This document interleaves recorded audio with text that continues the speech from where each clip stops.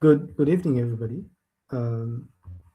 Kindly asking if somebody can confirm whether or not they can see my screen. I've just shared my screen, and okay, great, wonderful, and I'm guessing you're able to hear me just fine. On with it, I suppose. Just going to open up. I have no idea where the presentation slides are here. Losing track of things here, but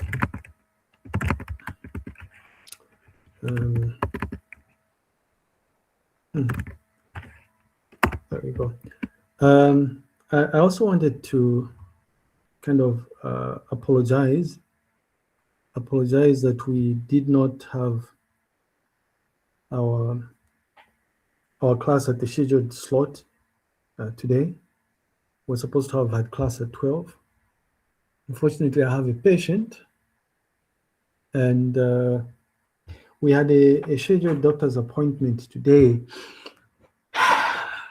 The appointment was at 10, and I'd actually anticipated that would be done in good time, and then I'd quickly rush to campus and stuff. But we're only leaving Minor Soko a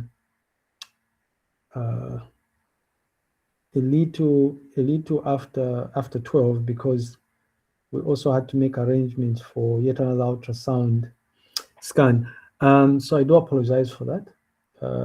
But because of the unique nature of this semester, the fact that it's 12 weeks long as opposed to the normal 15 weeks, I'm a bit skeptical about missing classes, especially early on during the semester. I mean, it's tempting. There's always this assumption that you'll probably catch up or something, but I'm trying to avoid that, which is why I'd asked one of your course reps, Ms. Nakula, to find out if we could have if we could push our class actually to a virtual session later this afternoon. I was told there was an opening at 17 hours. So we're going to continue our discussion of module number 2.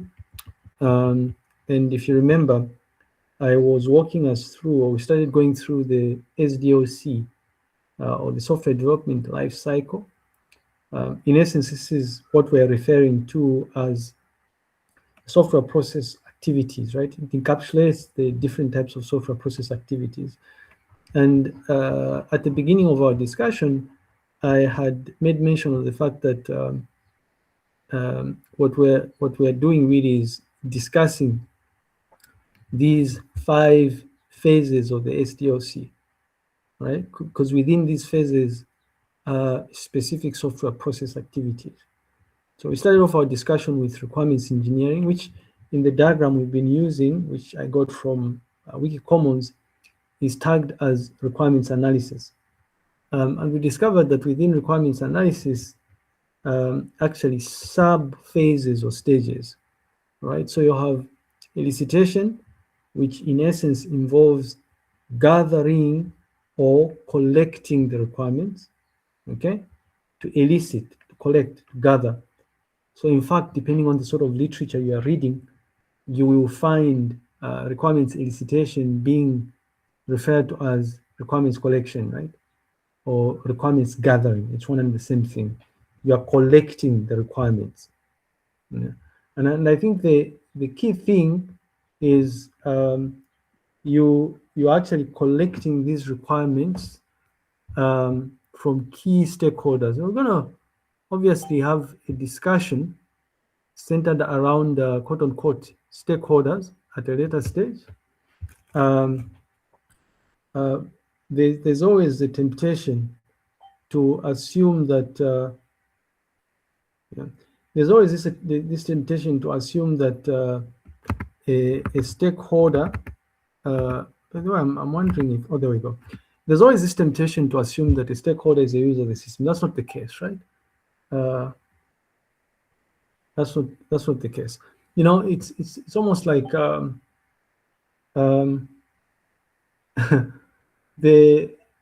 if you think about, I'm going to start because it's important to talk about this, right? When we say we're collecting requirements from key stakeholders, it's like people that have a vested interest in the system that we're building. Now I'm going to use an example of MTN, right? MTN mobile money.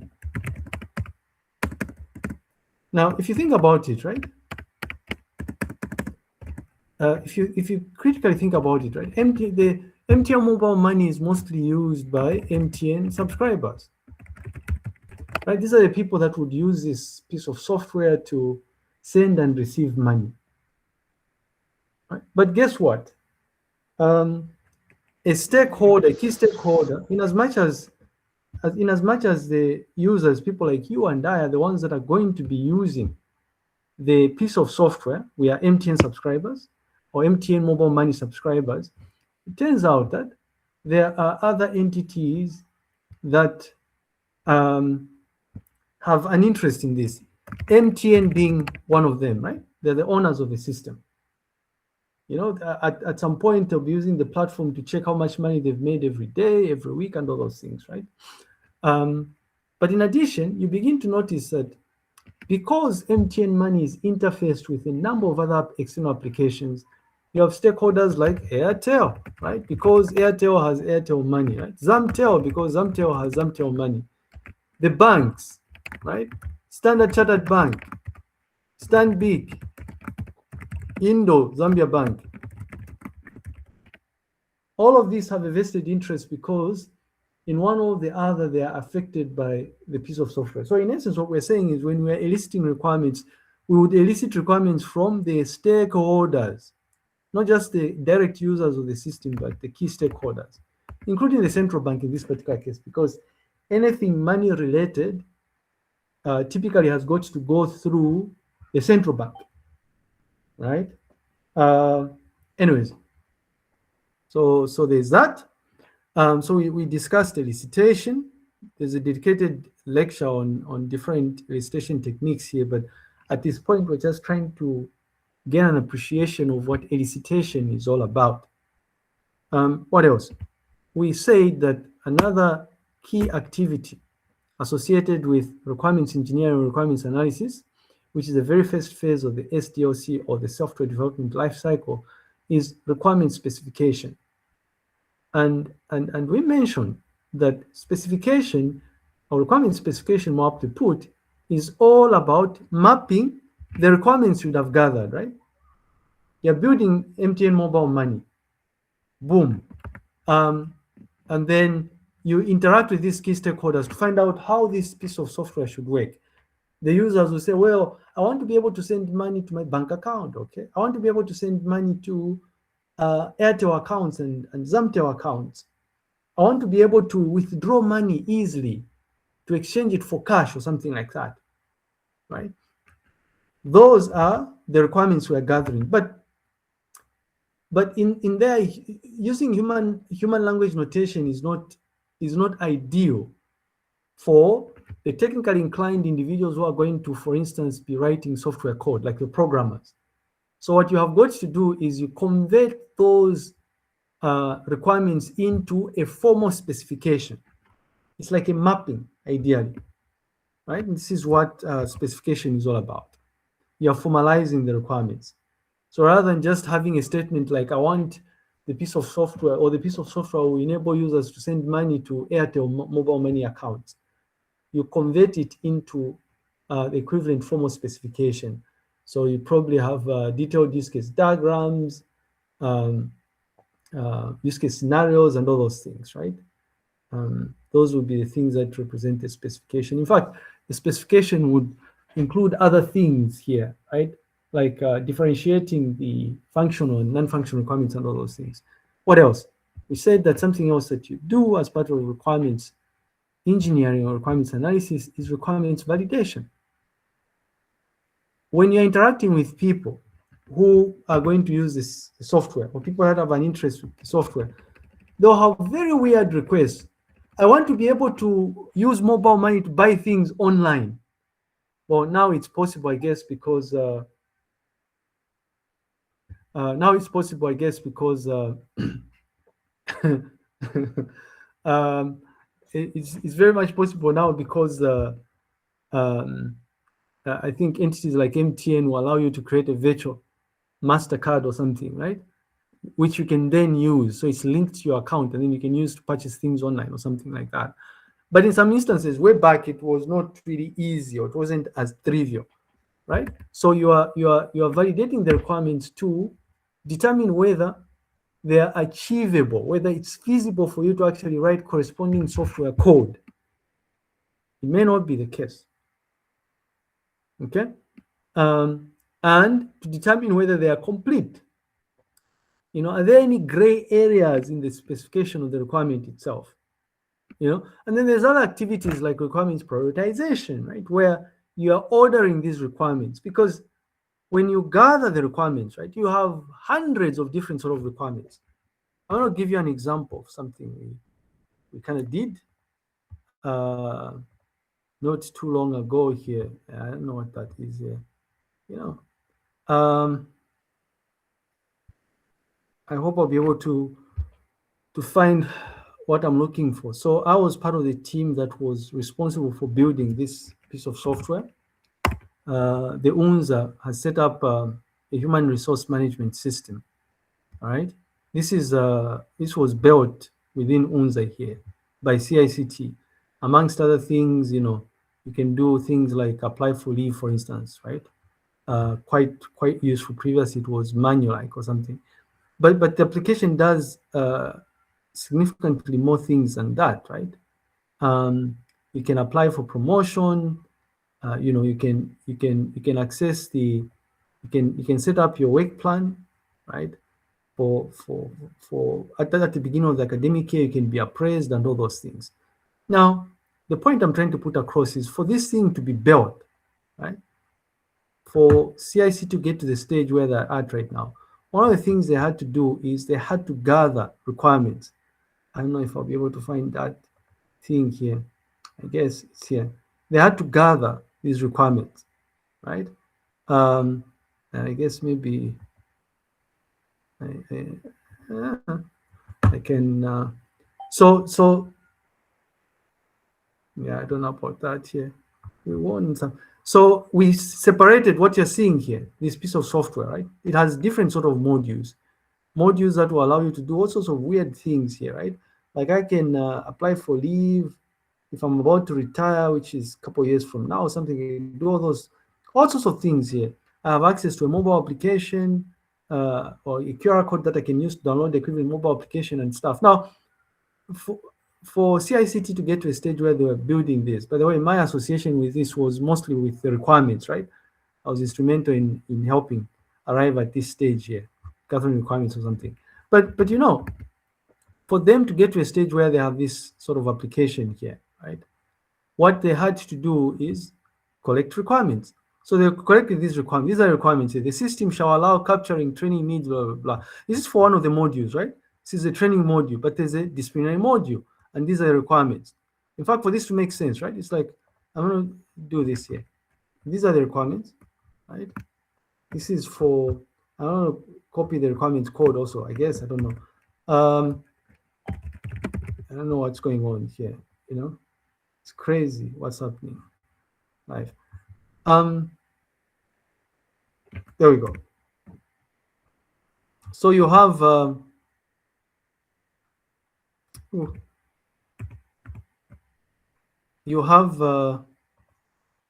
you have this, right?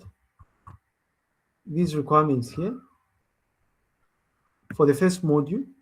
I'm going to combine them so that you get an appreciation of this, right?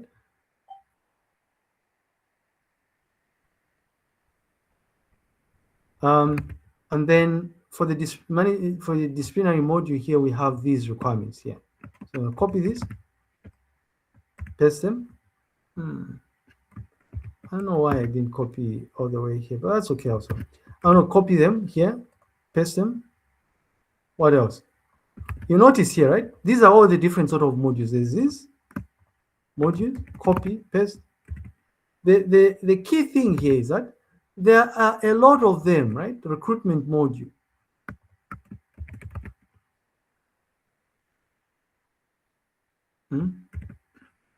You see, already we're getting to how many requirements? 53, right? And there are a couple of other modules here. This is the information module.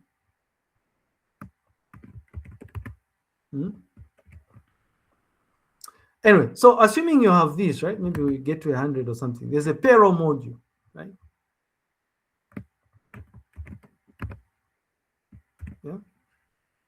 So we're now at what? We now have like 101, but there's more modules, right? Leave module, management module, terminal of benefits module, establishment register, a whole bunch of modules, right? So the point I'm trying to put across is for us to build this piece of software, we first of all gathered all of these requirements, hundreds of requirements, right?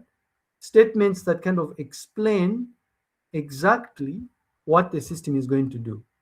Now, the point I'm trying to get at here is that if you have a lot of these requirements, the question to ask is, which requirements am I going to start with, right? Out of these 100 plus requirements, which ones am I going to start with? Well, you prioritize the requirements. So you go through a systematic process of ordering them based on which requirements are important, are more important. Now, that's obviously subjective. Typically, the entities that are better placed to help you determine what is more important or how to prioritize your requirements would be the entity you're building the software for. So you approach your customer and you undertake this exercise and you ask them, which of these things are more important? And then you order them accordingly, right? Anyways, yeah, so we went through a process of gathering requirements. You know, we conducted interviews and focus group discussions, and we had a couple of workshops, probably about 3 workshops. I remember the then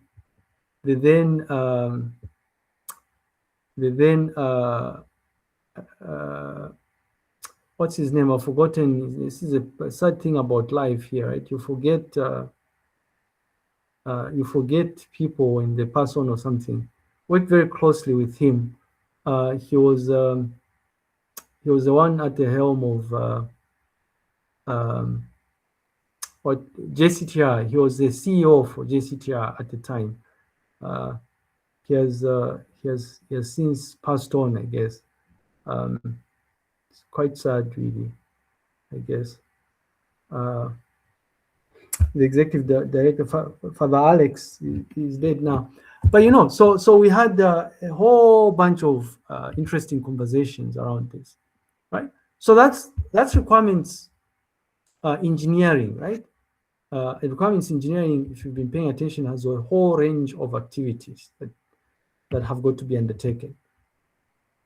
You know, next up is obviously software design. Again, I'm going to go back to this diagram so that you remind yourself, right? We have requirements analysis or engineering, software design, implementation, testing, and evolution.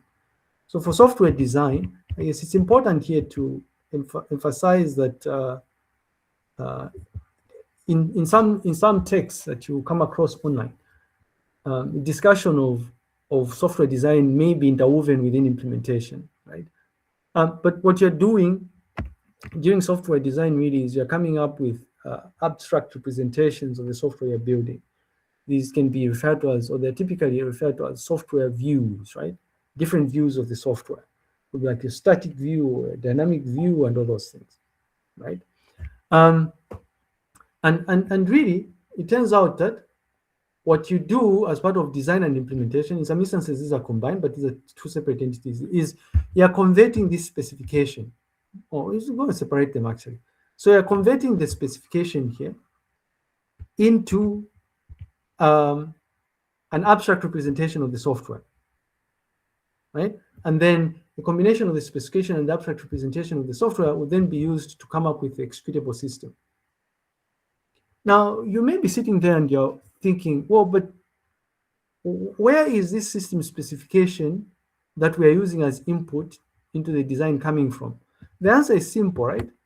We mentioned that one of the key outputs of requirements engineering, one of the important deliverables for requirements engineering is a software requirements specification,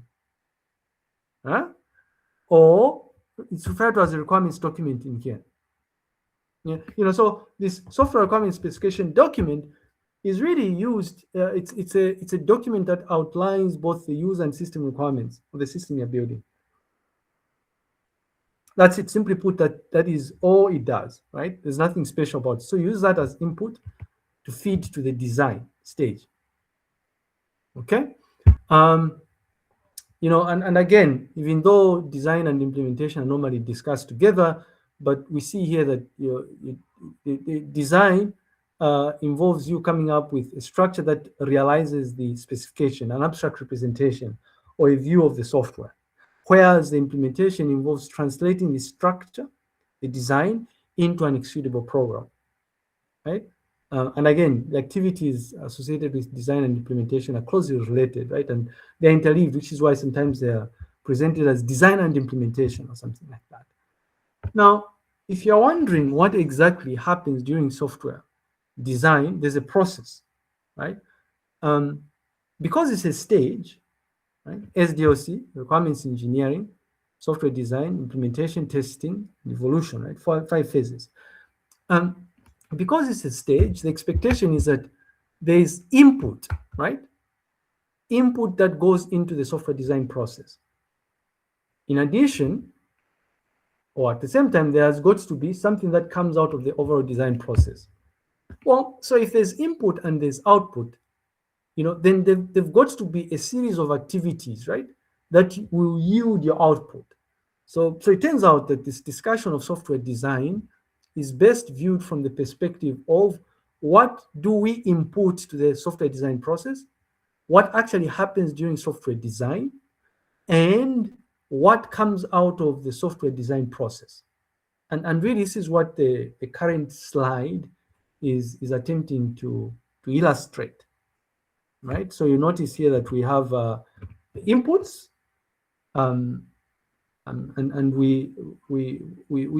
you'll notice from the diagram here that the inputs are actually classified into 3 main categories, right? So there's a quote-unquote platform specification. It's like if you're building software, what is your target hardware, for instance, right? It's platform specification. What sort of software components or hardware components are going to be required, right? This is what we're referring to by platform information. And this should make sense because at some point in ICT 1110, you were told that software is typically implemented for a specific target platform, is it? I am running, right? I'm running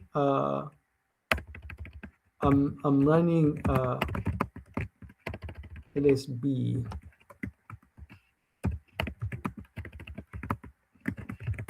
I'm running Ubuntu 24.04.3, right? Long-term support version. Now, if I tell you I have, well, if I tell you I have installed, what have I installed here? I don't know. I've installed VLC and stuff, or Gwenview, right? Or Ocular and all those things. It turns out that the versions of software that I have installed here are specific to this target platform, right? It gets even better, is it? They've told us that in some instances, they'll tell you that you can't, they've told you actually that you can't install 64-bit software on a 32-bit architecture, hardware architecture, right? There are all those gory details on it. So platform information, right? The other input you notice here is the requirement specification. And this makes sense, is it? The requirement specification is coming from the previous stage here. It is this, right?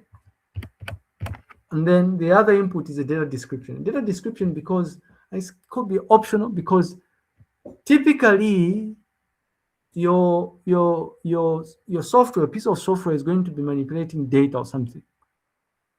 That's essentially what software is it? It helps us kind of like convert raw data, input data into information, because we're too lazy and slow like that, right? So we throw these things that are time consuming and tedious to software so that we're more efficient at whatever it is we're doing, right? So anyways, so three main inputs here, right?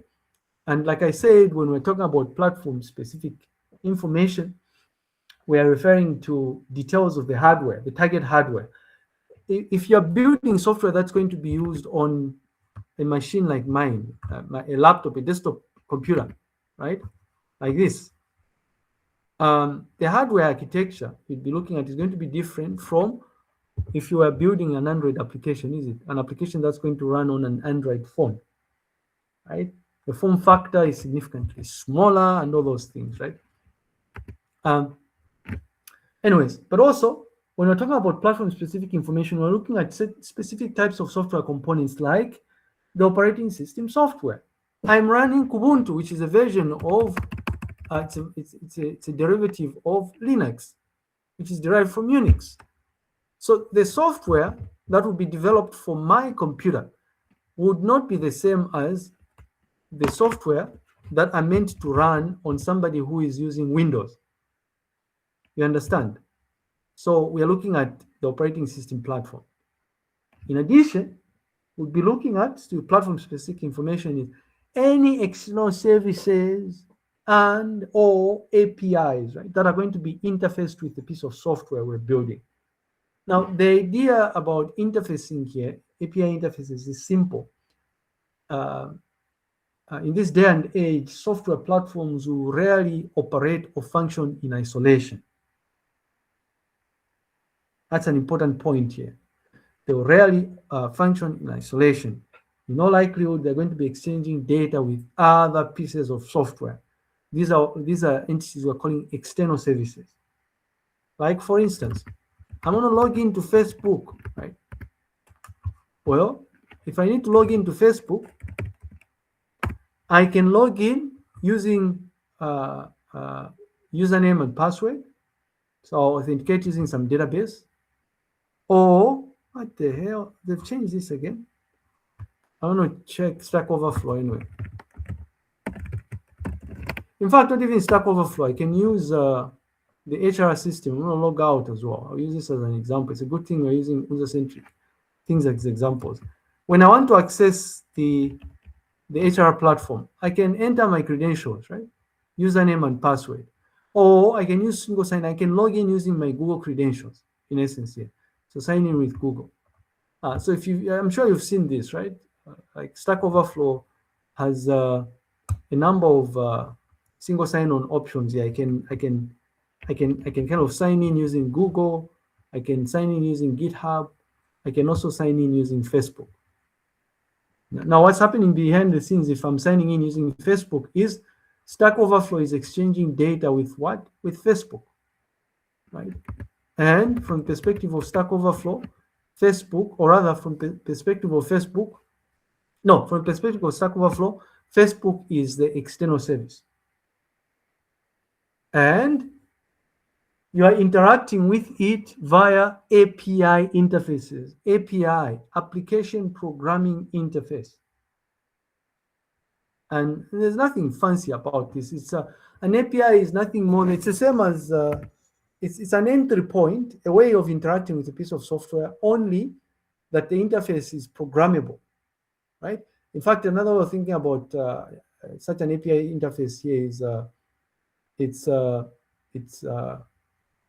it facilitates machine-to-machine interactivity, whereas the average application will typically facilitate human-to-machine interactivity. When you are using Moodle actually, and you go to moodle.unza.zm, you type in your password and you try to log in and all that.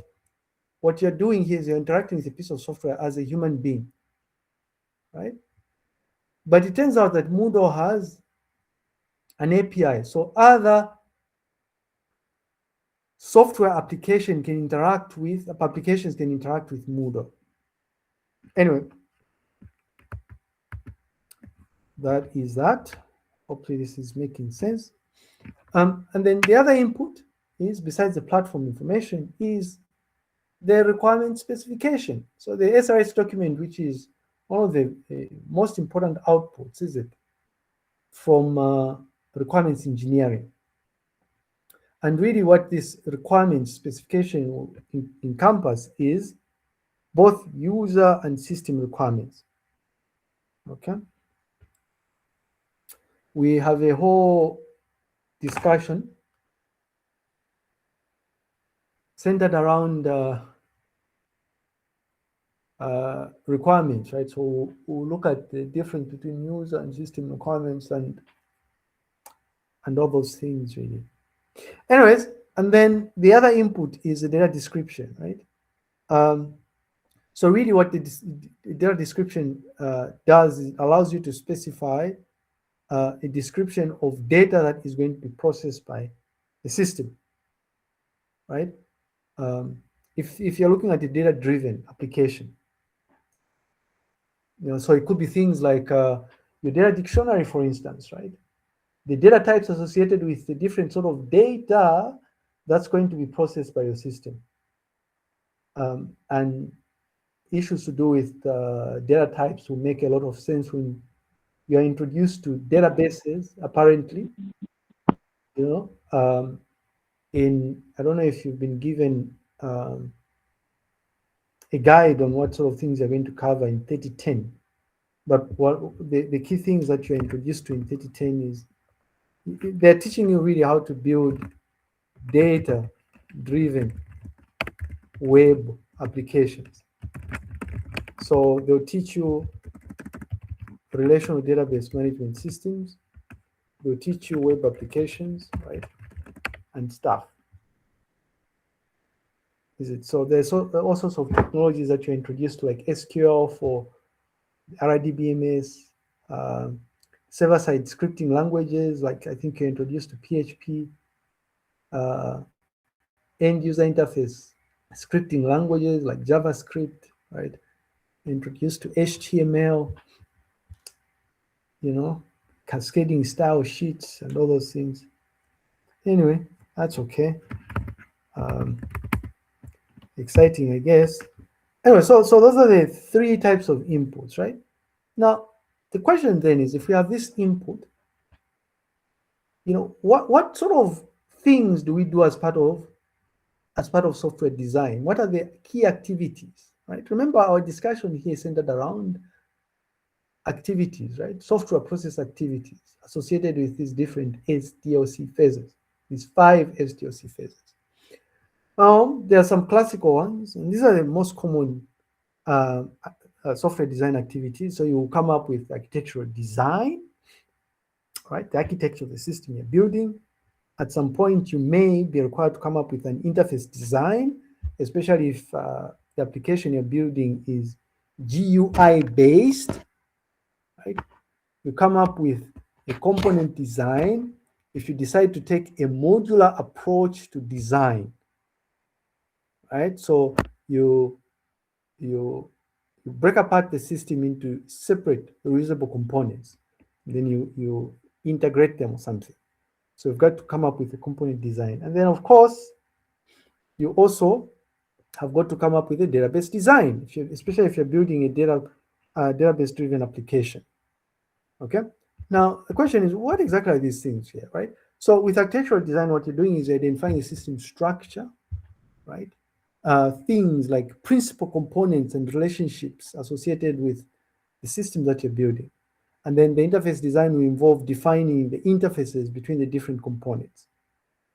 Database design just involves you designing the data structures associated with the data that will be processed by the system, and especially how this data is going to be represented in a database. If you're storing data about students, right, they'll tell you in 3010, they'll tell you that if you have a student database, for instance, one of the things you're going to do here is we're going to have to keep details about the student and what they do at once and all those things here. Like, for instance, you could have like a student table, right? A student table would have and maybe even student accommodation. A student table would have student ID,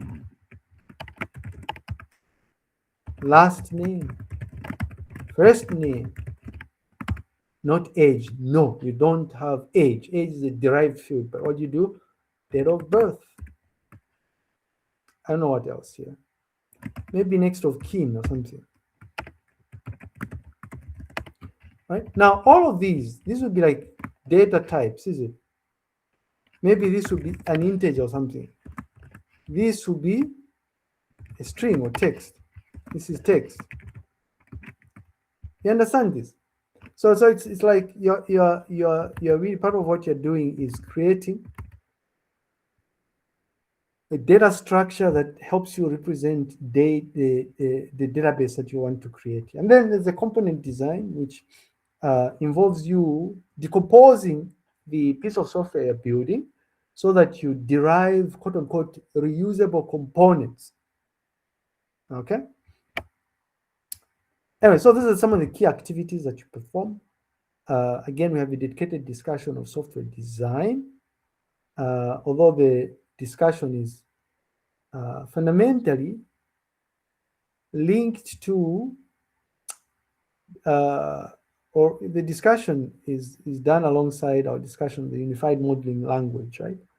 So use UML to actually come up with these different sort of design artifacts, like your activity diagrams and your sequence diagrams and your deployment diagrams and your class diagrams and your activity diagrams and your use case diagrams, all those wonderful, wonderful things here. But anyway, so those are the activities. Now, I mean, you notice here that there's some kind of like striking similarity between the outputs and the activities, yeah? Architectural design, system architecture, database design, database specification, interface design, interface specification, component design, component specification, right? So those will be like the corresponding outputs here, yeah? Anyways, so we are saying that these are some of the key outputs: the software process, the architecture. In some instances, in most instances, architecture will manifest itself in a document that's called software design description document, SDD document, right? Or software design document, SDD. So in here is where you will find design artifacts and different software views and all those things. So I thought I would showcase the design artifacts associated with the JCTR platform. I don't know if you remember, I walked us through this in one of the sessions. And it's a classic example here of the system architecture here. System architectural design is what we went through. I normally use DSpace as an example. So DSpace is this piece of software that the UNZA uses to make available research output. So if you go to dspace.unza.zm, you come across something like this. It looks like a simple application, but it's quite complex and quite useful if you ask me here. Very, very useful anyway. So at your own time, you probably want to go check out DSpace. I think I introduced you to DSpace in 2034, if you remember. Research methods, right? Information systems. So you know about DSpace. Well, it's a database-driven web application, and it turns out that in terms of the design, on the wiki page, the DSpace wiki, there is reference to the documentation, which in part includes the architectural diagram. So it's your 3-tier architecture of the DSpace software, which has the application layer, this strip at the top here, and then you have the DSpace public API here, and then the middle layer here is a business logic layer, and then finally you have the storage layer. This is your classic 3-tier architecture, really, right? So a system architecture for DSpace. Yeah. And then in addition, the other design artifact associated with DSpace is this thing here, the database specification. So in as much as it may look like a very simple application when you're interacting with it here, all this data, by the way, you're viewing here, if I click somewhere, like if I click in education, there are these things that are rendered here. If I order these things, let's say issue by issue date, they're ordered by date, and then I can do fancy things like, oh, I want to order them in descending order or something like that, right? Descending order of dates so that I look at the most recent dates or something like that. Well, all of this stuff is being fetched dynamically from the database, right? Now, this is complex, by the way. This space is made up of communities. Communities can be associated with sub-communities, but also they can be associated with collections. Collections can have sub-collections, you know, and then you have the actual thing that you're storing in here, right? Like the actual document, okay? Like this. And it turns out that this document is associated with, there's a document, the PDF document itself, the one I've just opened. I know Dr. Kadeo here, but it has metadata, right? This stuff, descriptive information about the bit stream. It also has the actual document. These things have got to be stored somewhere, right? They've got to be stored somewhere, ideally. Anyways, so this is how information is stored in DSpace. So you have these tables, and these tables have relationships, right? They'll teach you all of these wonderful things in 3010, you know, foreign keys and primary keys and, you know, unique keys and all those things. All right. So that's that about the software design process. I thought I would use an example here.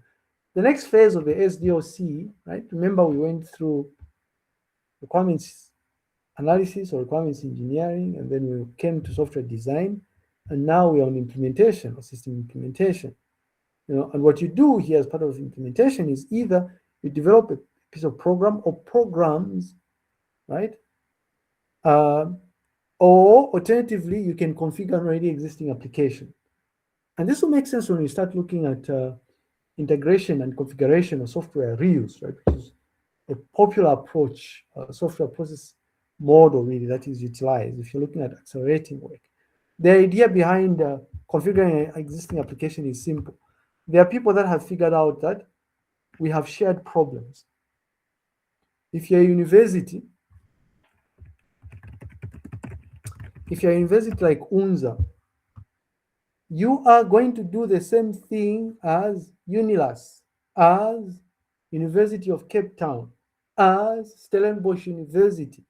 And if that's the case, the types of software applications you're going to use are the same. You may do things differently, but the activities, the core activities are going to be the same. You teach students, you need to share resources, you have exams and all those things. So if you look at it from the perspective of DSpace, right? UNZA does research, UNILAS does research. So what do? They need to set up an institutional repository, which is a piece of software that allows you to make available research output. You can build an institutional repository from scratch, or you can configure an already existing application. What UNZA has done is, there, if you go to dspace.unza.zm, UNZA, like that, what UNZA has done is they went and identified an already existing application, DSpace, installed it right on the footer here. You notice here, it's based on DSpace software, right? What the University of Cape Town, my alma mater, has done, open.uct.ac.za, is they set up a piece of repository software, an institutional repository, right? If you go to the footer of OpenUCT here, you will find that, I don't know if they mentioned this there at the bottom here, DSpace software. So they are using DSpace as well.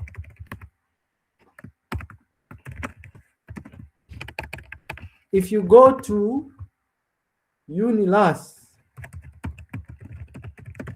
and you check, you will find that Unilas also has a repository. So for Unilas, if the repository is dead now, there's something wrong here. But Unilas has a DSpace repository. If you go to Mulungushi, you will find that they have a repository, MU space. Now, we can sit here and I can start showing you examples of repository software from different sort of places. Oh, I've been consulting with, I must tell this, Cowboy. I've been consulting with Kapasa Makasa, and we finally managed to set up a repository platform here, right? Repository platform for Kapasa Makasa University. I'm supposed to be traveling there soon. I guess, I don't know, a couple of days from now. They equally have a repository platform. I hope it's online, right? Boom.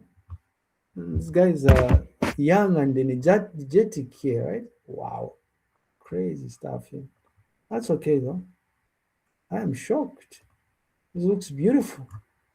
Beautiful. More beautiful than... everybody likes beautiful things, right? More beautiful than, look at the UNZA repository. It looks ugly like that. But content is king, they say, right? That's what they say, so, but that's Kapasamakas. But the key thing here is, I'm telling you, is in as much as they have developers, competent developers, they did not build these things from scratch. Like you're writing HTML on the back end. This is implemented using the Java programming language, by the way, in the back end, right? It's server-side programming language uses Java. But you see, all of these entities have been giving us examples. They went and downloaded DSpace, installed it, configured it, right? This is why we're saying during implementation, ladies and gentlemen, you can develop a program from scratch, or you can configure already existing applications. I'll talk about this a bit more because reuse is king here. It's a common technique if you're interested in making money. We have State House website, the State House website in Zambia, right? sh.gov.zm or something. I haven't checked it in a long time. But what else do we have? Well, we have councils. Is it? We have the councils. They have websites. Chipara City Council, Lusaka City Council, Gwembe, Lunte Town Council. Wow. I don't know about that here. Luangwa Town Council. Crazy stuff happening here. All of these things, right? If you spend time looking at this, all of these things. Oh, by the way, we also have Lighton's website or something. I don't know if it's online or something. Lighton's website or something. All of these things, it turns out, they're built using already existing software applications. I don't know what's happening here with my site. Is it dead? What the hell? Okay, there we go. My blog. All of these things, right? All of these things are implemented WP admin. Is it WP admin? I haven't done this in a long time. Boom, WordPress. This is WordPress. These council websites, this is WordPress. Lunte, WordPress. State House, WordPress. Crazy stuff. Now, what am I saying here? What I'm saying is, for all of these things to be built, what these guys did is they went to download WordPress and just configured it from scratch. You can build a website from scratch. You write your own HTML code, right? But why? I don't know. I guess because you want to show people that you can do stuff. But anyways, so again, a point I raised was that design and implementation are interleaved activities. And perhaps an important point to stress here is that programming, and this will come up again during configuration management, really. Programming is an individual activity, right? When you're working with other people, if you're a lot of programmers, everybody will be sitting behind their computers and writing their own small part of the system or something like that, right?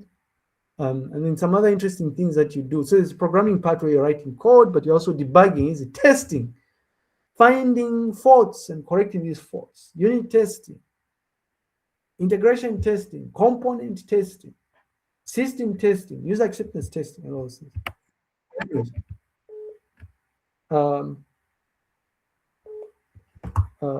So anyways, hope this is kind of like making sense.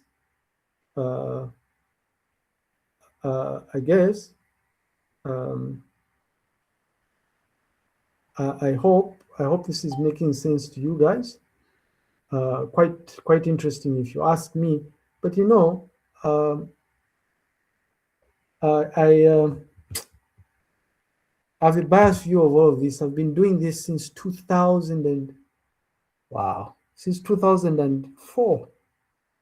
You know, and almost every year I do some aspects of what we're discussing here, and it's crazy like that, I guess.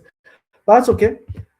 Showcasing some final output of implementation, right?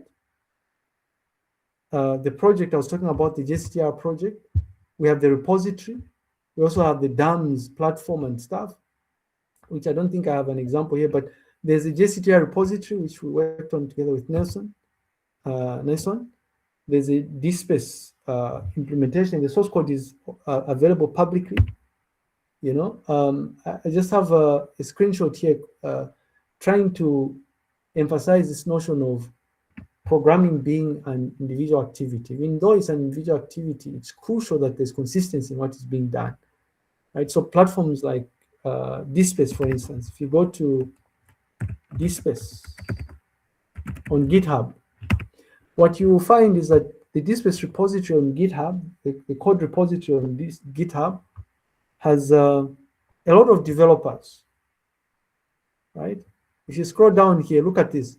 All of these people tagged as contributors are people that have kind of helped develop DSpace. A lot of them, here's the thing, they are here. But why is this thing not working now? They are here. 286. It's like, how is it possible that all of these people can actually work together, right? Or there are rules and regulations. So we get to talk about some of these things. Like you specify the coding style to be used. When we are writing Java programs, ladies and gentlemen, if we are writing a class, public class, DSpace, the brace must be at the very beginning. The other alternative is what? Public class, DSpace, yeah, like this. You see this, the difference between having a brace here, the same line as the class name or something. I don't know. Anyways, looking at the time here, we're gonna, but I think we can finish here. There's still a bit of time here. So that's implementation, right? And then after implementation, you have testing, is it? The idea behind testing is you've got to validate what you've built. There's different types of tests that you perform, but fundamentally, what you're doing is you're trying to demonstrate that what you have built. Remember at the beginning, requirements engineering, you went to the user and you collected requirements. Well, if you collected the requirements and you built something, you have got to show the user, demonstrate to the user that what you've built conforms to the specification, but more importantly, it meets their original requirements. And really what you notice during our discussion of software testing is that this process will involve you checking and reviewing processes and conducting system tests. You know, you design test cases, for instance, input that you're going to provide to this software that has been developed to confirm that what it produces is correct. Anyways, there are different types of tests. Again, we'll discuss this at length. But you have unit testing, which is done during programming. There's component testing. If you take a modular approach, where you develop this system by developing sub-modules, at some point, you'd have to test the individual modules. You integrate them and then test the system as a whole during system testing. And then acceptance testing or user acceptance testing or user testing is where you invite users of your system or subset of users of the system to come and use the thing you've developed, test it to confirm that it is fine or something like that.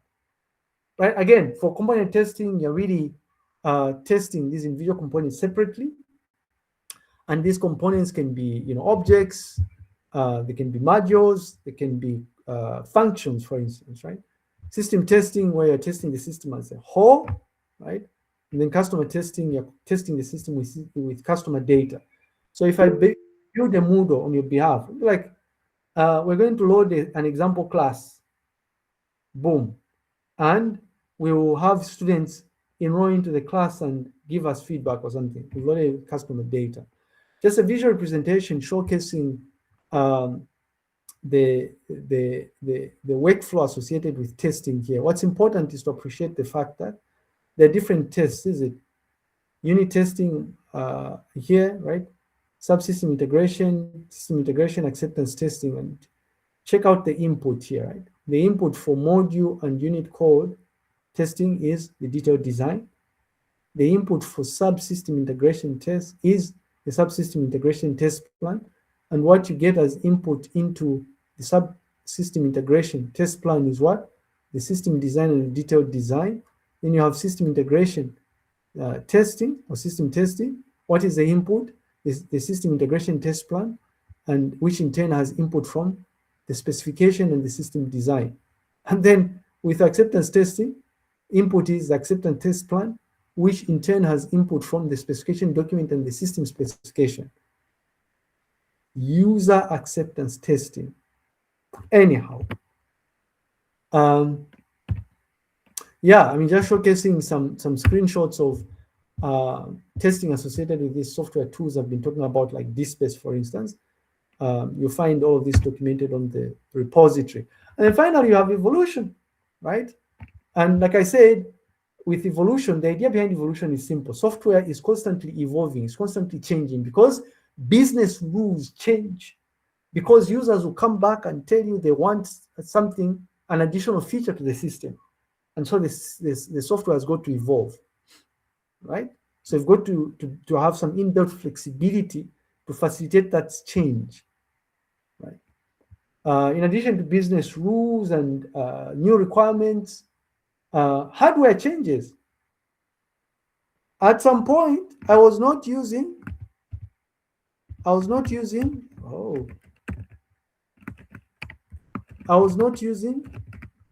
24.04.3. I was using I think Ubuntu 19.18 or something. But right now, if I install Ubuntu 18, right, I won't be able to install some of these applications I'm using. So whenever there's an upgrade of the operating system, the version of the software has got to be upgraded as well. If you change the hardware, the computer I was using 20 years ago wouldn't really be able to handle the type of software tools I use currently. So as hardware evolves, the software version have got to evolve as well. Anyhow, right? Just showcasing the evolution process here. You know, the fact that you know, you initially start off by defining requirements here. You assess existing system. If the system needs to evolve, you propose changes. You modify the system. The modification of the system could result in a completely new system, right? Which in turn will require that you assess that existing system. If you have an existing system, you start here, is it? Yeah. New system, existing system. Anyways, what I'm showcasing here is part of evolution. For the JCTR project we're working on, we had a contract with them where we're supposed to provide free support, right? And the support involved JCTR representatives sending through problems with the system. We can't do this. You know, this needs to be done or something, and then we'd assign people to handle that. And then we attend to the queries or something. That's part of evolution. So what we've done in this part of our discussion is we looked at software process activities. In essence, we were discussing the SDLC, or the software development lifecycle. It was a mild introduction, ladies and gentlemen, of the different activities that are performed during your SDLC. Requirements engineering, software design, system implementation, software testing or system testing, and evolution. When we meet next, we are going to start our discussion of software process models. I'm going to pause here. I know you have another class, but in the event that somebody has a question, now would be the time or something. Maybe, maybe not. Okay, I imagine you are rushing for class. So I'll see you when you see me. I guess it's Thursday or something. I don't know if it's Thursday or Wednesday or something, but I'll check my calendar. Thank you very much, and good day.